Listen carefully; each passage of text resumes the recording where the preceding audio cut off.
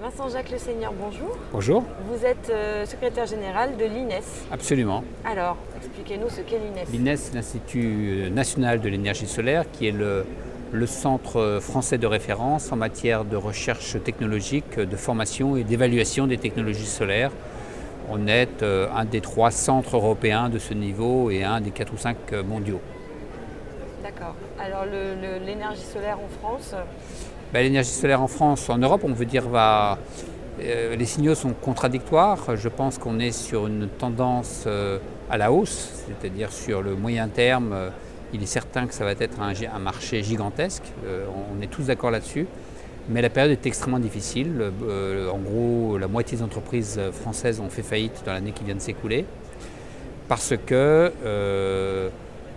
sans doute, le marché européen et français a été envahi par du matériel asiatique bien moins cher, mais aussi parce que les politiques publiques ont été trop chaotiques et donc pour les investisseurs, il n'y a pas assez de visibilité et donc ils attendent un peu plus de stabilité de la part des pouvoirs publics en termes d'objectifs.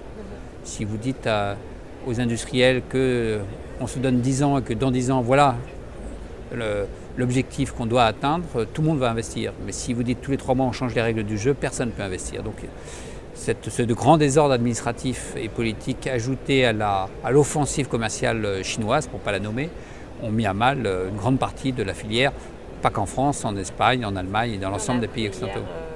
La faillite de QCell, qui est dans le même état de... Voilà. Mais le secteur va rebondir, on en est tous convaincus, pas parce que nous rêvons, mais parce que nous voyons bien qu'au niveau de la planète, il y a là une ressource gigantesque, le soleil, des technologies qui sont maintenant parfaitement mûres et à un prix complètement acceptable. Il nous faut juste une vision politique. Absolument. Donc ça va revenir, fin 2012, début 2013, mais il faut être patient. D'accord. L'INES est un des acteurs du plan solaire Méditerranée.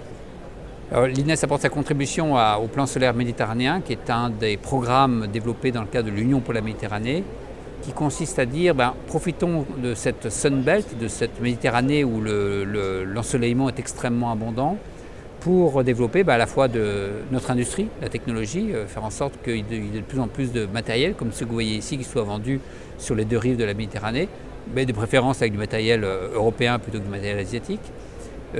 Faisons aussi en sorte que ce matériel fonctionne bien, donc ça veut dire qu'il faut faire de la formation, évidemment. Il faut sensibiliser les gens, mais il faut aussi former les professionnels.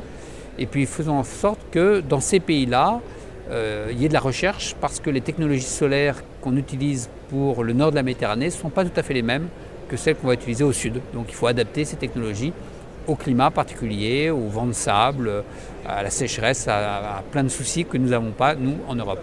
D'accord. Je vous remercie beaucoup. Je vous en prie.